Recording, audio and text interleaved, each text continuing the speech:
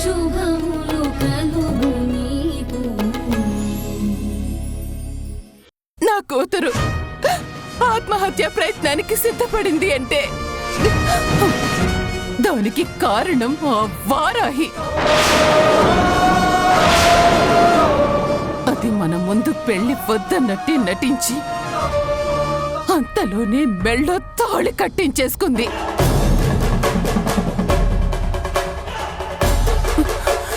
వాళ్ళని వదిలిపెట్టను.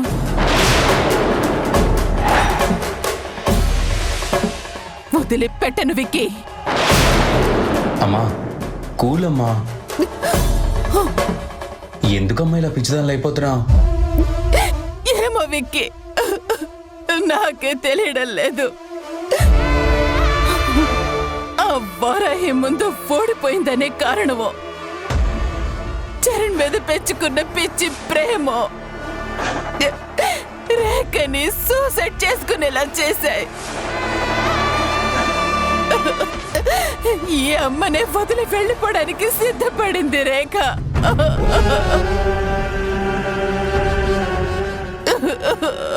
మీలో బి పాజిటివ్ బ్లడ్ గ్రూప్ ఎవరికైనా ఉందా? అస్సలు పాజిటివ్ గా ఆలోచించని మనుషులకి బి పాజిటివ్ బ్లడ్ గ్రూప్ ఎలా ఇచ్చావురా దేవుడా? 2 యూనిట్ల బ్లడ్ కావాలి. నేనిస్తాను. అంత తీసుకున్న తర్వాత మీకు బ్లడ్ సరిపోకపోవచ్చండి. నేనేవైపోయినా పర్వాలేదు, నా రేఖ బ్రతకాలి. మీకెంత కావాలంటే అంత బ్లడ్ తీసుకోండి, మొత్తం కావాలన్నా తీసుకోండి. అమ్మా నువ్వు వద్దమ్మా, నేను ఇస్తాను బ్లడ్. లేదు విక్కీ, నేనే ఇస్తాను. అమ్మా ప్లీజ్, నువ్వు ఆవేశపడకు. రేఖకు ప్రాణం ఇవ్వాల్సి వచ్చినా సరే ముందు నేను ఇస్తానమ్మా, తర్వాతే మీరెవరైనా. సిస్టర్ పదండి. విక్కీ, నర్స్ నీకేదే చెప్తున్నాను, మీకు ఏది కావాలంటే అది అడగండి, కానీ మా రేఖని బ్రతికించండి. తనకేదైనా జరిగితే మాత్రం ఎవ్వరూ ఉండలేము. వెళ్ళు విక్కీ, వెళ్ళి బ్లడ్ ఇవ్వు. సరేమ్మా. సరిపోకపోతే నాది కూడా తీసుకోండి. వెళ్ళు. పదండి.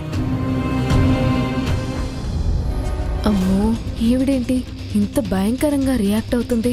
బాధను మించిన కోపం కనపడుతుంది వీళ్ళు. ఇలాంటప్పుడు అమ్మ కానీ అక్క కానీ ఇక్కడికి రాలేదు కాబట్టి సరిపోయింది. వచ్చుంటే ఈవిడ కోపానికి మాడి మస్సైపోయేది.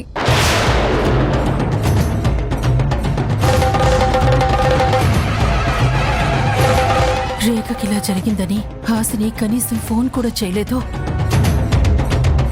ఇంకా నయం, నేను అమ్మకి ఫోన్ చేసి ఈ విషయం చెప్పుంటే ఖచ్చితంగా వాళ్ళు ఇక్కడికి వచ్చేసేవాళ్ళు.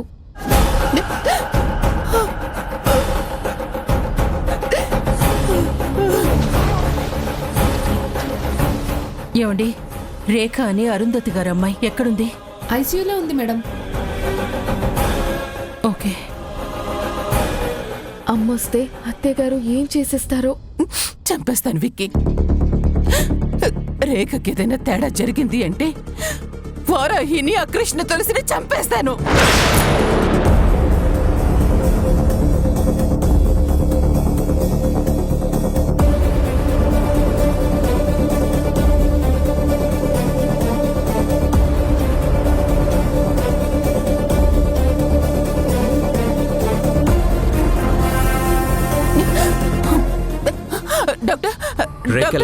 ఎలా ఉంది డాక్టర్? నార్మల్ గా ఉందా? మాట్లాడుతుందా? డాక్టర్ ఎలా ఉంది డాక్టర్? మా ర్యాక్ ఎలా ఉంది?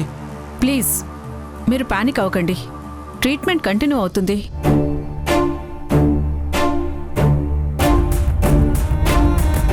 పేషెంట్ కండిషన్ ఇంకా క్రిటికల్ గానే ఉంది. అంటే అంటే ఏంటి మీరు చెప్పేది? ఇంకా పేషెంట్లో ఎలాంటి ఇంప్రూవ్మెంట్ లేదు. పల్స్ రేట్ అలాగే ఉంది. అది కొంచెం పెరిగితే గానీ మేమేం చెప్పలేం.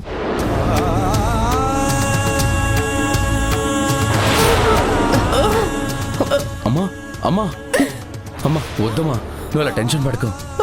రేఖ ఖచ్చితంగా కోలుకుంటుంది.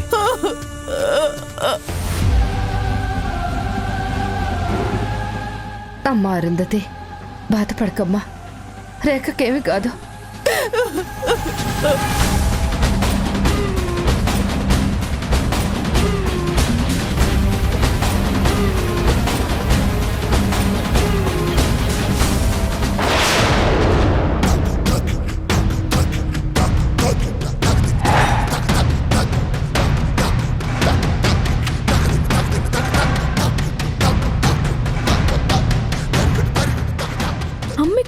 వచ్చింది? తనకెవరు చెప్పారు ఈ విషయం? అమ్మో, ఇప్పుడు అరుంధతి గారి కంటికి అమ్మ కనపడితే?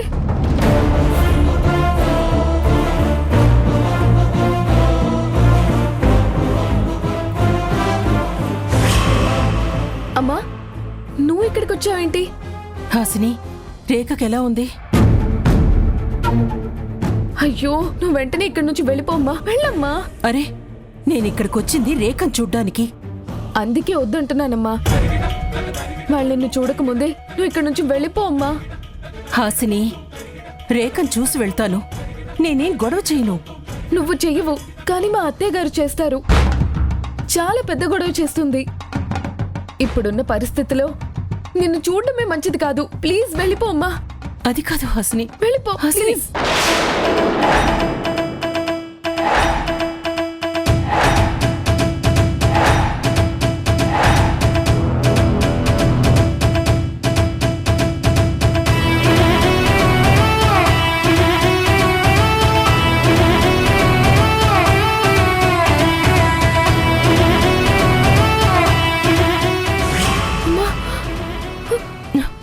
నువ్వుండమ్మా.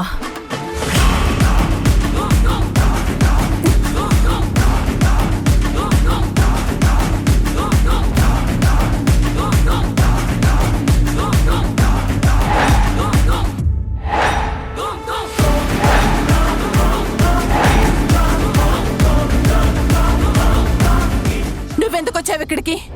నీకేం పని ఇక్కడ? రేఖకి ప్రాణం మీదకొచ్చిందని తెలిసింది అరుంధతి. చూద్దామని వచ్చాను. నా కూతుర్ని నువ్వు చూసేదేంటి? వెళ్ళు, ముందు ఇక్కడి నుంచి వెళ్ళిపో, లేదంటే నేనేం చేస్తానో నాకే తెలీదు. అది కాదు అరుంధతి, ఎంత కాదన్నా మనకి బంధుత్వం ఏర్పడింది. అయిన వాళ్ళ మధ్య ఎన్ని కోపాలున్నా కష్టంలో కనీసం బంధువుల ఓదార్పైనా ఉండాలి. ఏయ్, నువ్వు నాకు బంధువేంటి? నీ ఓదార్పుతో నాకు ఉపయోగమేంటి?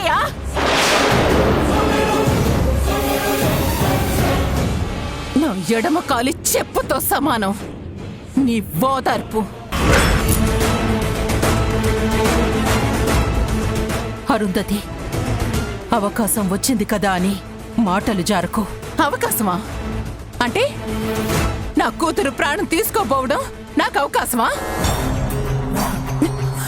నా కూతురి రక్తం పోతుంటే అది నాకు అవకాశమా?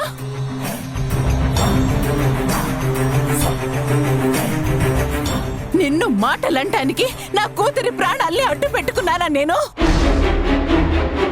నేనలా అనట్లేదు. అయినా నేను నీతో గొడవ పడ్డానికి రాలేదు. నా కూతురి ప్రాణాలు తీసుకోవడానికి వచ్చావా?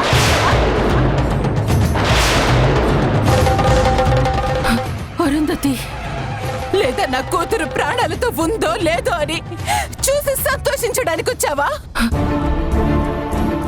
అరుంధతి, ఏంటా మాటలు?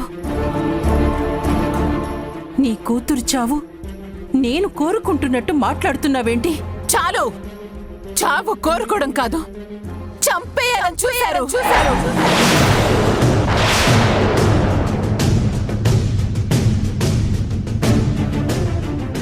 ఎవరు చేశారు? ఏం చేశారు? మీరే చేశారు. నీ కూతురే చేసింది.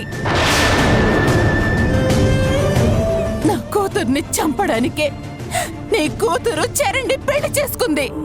కూతురు ప్రాణాపాయంలో ఉందన్న బాధలో నువ్వేం మాట్లాడుతున్నావో నీకు తెలియట్లేదు. వారాహి చరణ్ని చేసుకోవడానికి నీ కూతురు చెయ్యి కోసుకోవడానికి సంబంధం ఏంటరుంధతి? చరణ్ని రేఖ ఎంతలా ప్రేమించిందో మీ అందరికీ తెలుసు. చరణ్ వారాహి మాట వింటాడని మా అందరికీ తెలుసు. వారాహి ముందే ప్లాన్ చేసి జయసింహ దగ్గర మంచి మార్కులు సంపాదించింది. చరణ్కి తన మీద ప్రేమ పెరిగేలా చేసుకుంది. చరణ్ని రేఖ మీదకి ఉసిగొల్పింది. రేఖ మనసు దోచుకునేలా చేసింది.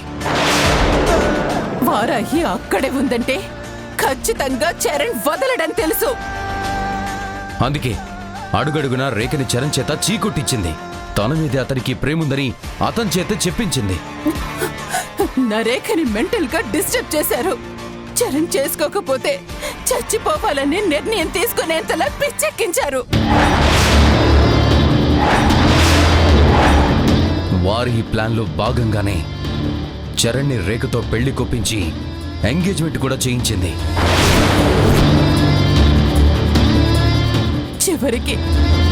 చివరికి మళ్ళీ చీకొట్టించింది. పెళ్లి క్యాన్సిల్ చేయించింది. ఫైనల్ గా రేఖ కళ్ళ ముందే తన మెడలో తాళి కట్టేలా చేసుకుంది.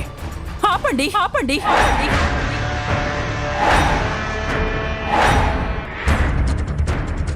మీరు అనుకుంటున్నదంతా అబద్ధం. అసలు వారాహి ఎప్పుడూ చరణ్ గారిని ప్రేమించాలనుకోలేదు. ఆయనకి భార్య అవ్వాలనుకోలేదు. రేఖ జీవితం నాశనం చెయ్యాలని మీరు చెప్తున్నంత పెద్ద దుర్మార్గమేం చేయలేదు. లేదు, అంతా తనే చేసింది. అసలు రేఖ చరణ్ గారిని ఇష్టపడుతుందని వారాహి ఊహించనేలేదు. రేఖ ఇష్టపడిందని తెలిసాక ఇంక తన మనసులో ప్రేమని ఉంచుకోలేదు, చంపేసుకుంది. రఘుని తీసుకొచ్చి నా కూతురి జీవితాన్ని నాశనం చెయ్యాలని రేఖ ప్రయత్నించిందే కాని చరణ్ గారిని వారాహి ఎక్కడి నుంచి తీసుకురాలేదు.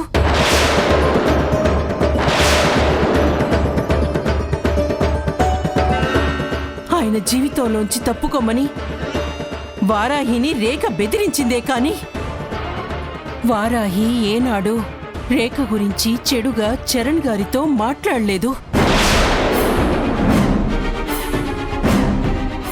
ఆఖరి నిమిషంలో జయసింహ గారు వారాహిని చూపించి పెళ్లి చేసుకోమని తన కొడుక్కి చెప్పడం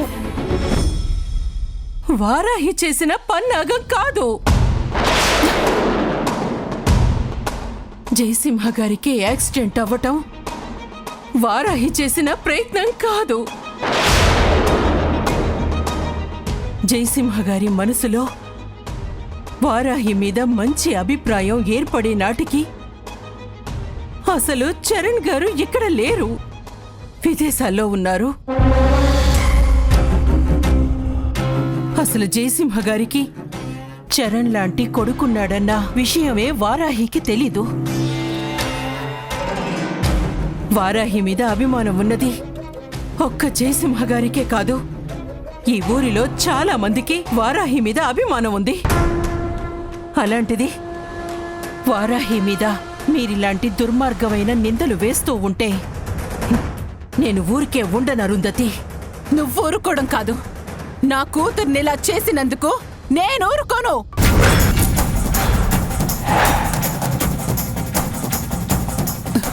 వదలను, నీ కూతుర్ని నిన్ను వదలను. అరుంధతి వద్దు, వద్దు అరుంధతి వద్దు. మీకు ఏ చెడు జరిగినా దాన్ని మాకు అంటగట్టద్దు. నిజానిజాలు తెలుసుకోకుండా నిందలు వెయ్యొద్దు. ఏయ్, నువ్వింకొక్క మాట కూడా మాట్లాడొద్దు. అసలు మా కంటి ముందుకే రావద్దు. నిన్ను చూసినా నీతో మాట్లాడిన మహాపాపం. పో, వెళ్ళిపో, వెంటనే ఇక్కడి నుంచి వెళ్ళిపో. Get out. అరుంధతి, నువ్విలా అనద్దు. నిజంగా జరిగిన దానికి మాకు ఏ సంబంధం లేదు. ఒక్కసారి చూసి వెళ్ళిపోతాను. అక్కర్లేదు. అయినా ఇంత జరిగా కూడా ఏ మొహం పెట్టుకుని మా ముందుకొస్తున్నా?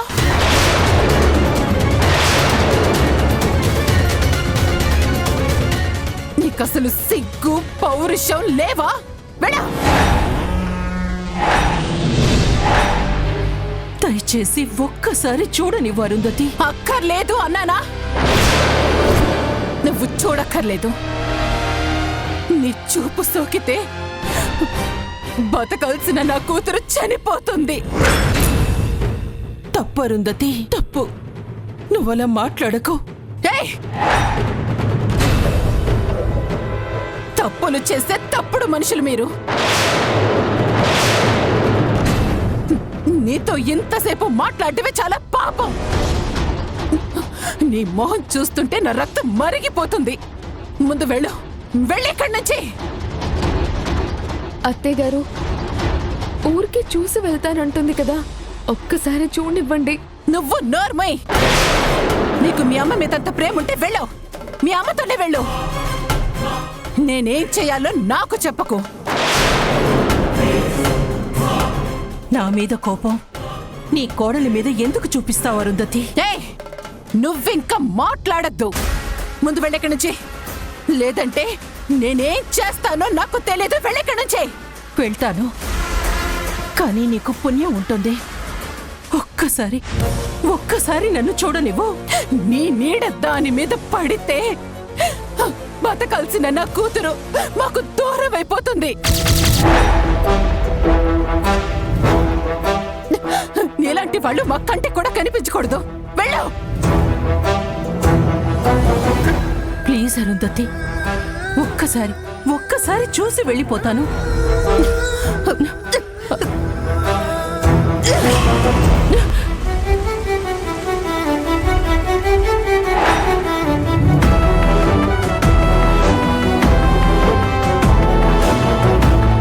నా కూతురు ఇంకా ప్రాణాలతో ఉంది కాబట్టి మిమ్మల్ని కూడా ఇంకా ప్రాణాలతో ఉండనిచ్చాను.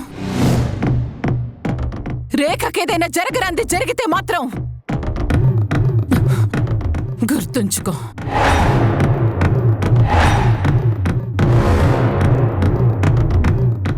నువ్వు నీ కూతురు మొత్తం అందరూ. అరుంధతి గారు, మీ అమ్మాయి స్పృహలోకి వచ్చింది.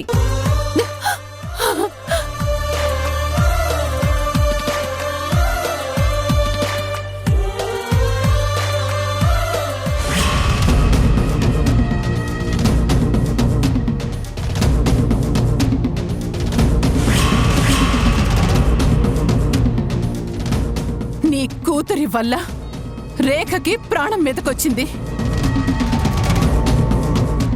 రేపదే నీ కూతురి వల్ల నీ ప్రాణం కూడా పోయే పరిస్థితి వస్తుందేమో చూసుకో.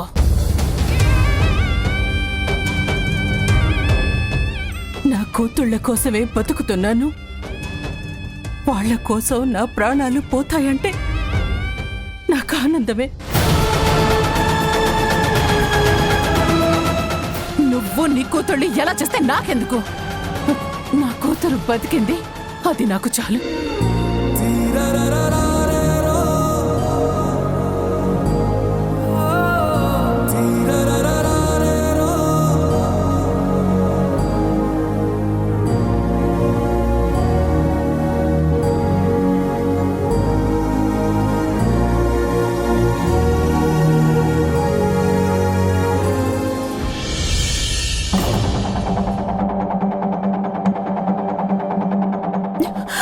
డాక్టర్, డేంజర్ నుంచి బయటపడింది. ప్రమాదం తప్పిపోయింది. పేషెంట్ని ఎక్కువగా డిస్టర్బ్ చేయకండి. అలాగే డాక్టర్.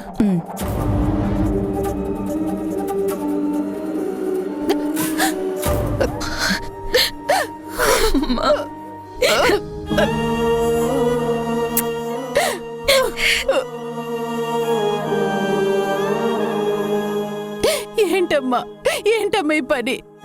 ఎందుకు ఇలా చేసావు? నాకు అసలు బ్రతకాలని లేదమ్మా. అలా అనకమ్మా ప్లీజ్. ఏ తదాస్తు దేవతలన్నా వింటే నేను జీవోత్సవంలా బ్రతకాలి. ఇప్పుడు నన్ను బ్రతికించి జీవోత్సవాన్ని చేశారు కదమ్మా. రేఖ, ఏ మాటలవి? అంటే నీకు జ్వరం లేకపోతే జీవితమే లేదా? మేమందరం ఉన్నా నీ దృష్టిలో లేనట్టేనా? లేదురా, నీకు ప్రేమని పంచలేని నేనున్నా ఉండి లేనట్టే అంటున్నాను. అంటే ఇన్నేళ్లుగా పంచిన అమ్మ ప్రేమ నీకు ఇంకా అర్థం కాలేదన్నమాట.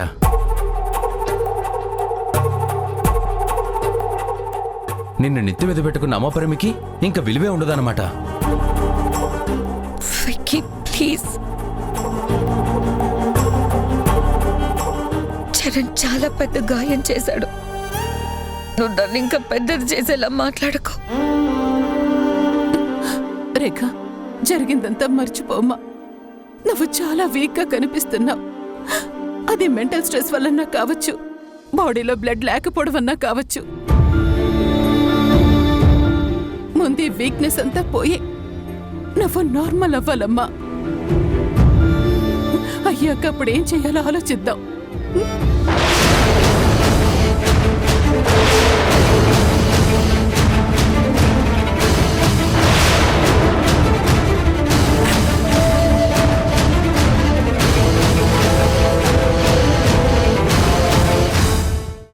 దాని తప్పు లేదంటావేంటి? అసలు దాని పుట్టగా ఒక పెద్ద తప్పు.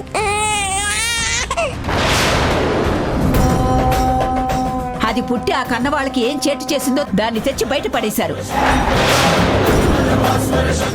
దాన్ని నువ్వు బంగారంలా దొరికిందని ఇంటికి తెచ్చుకున్నావు. అమ్మనయ్యా నేను మురిసిపోయావు.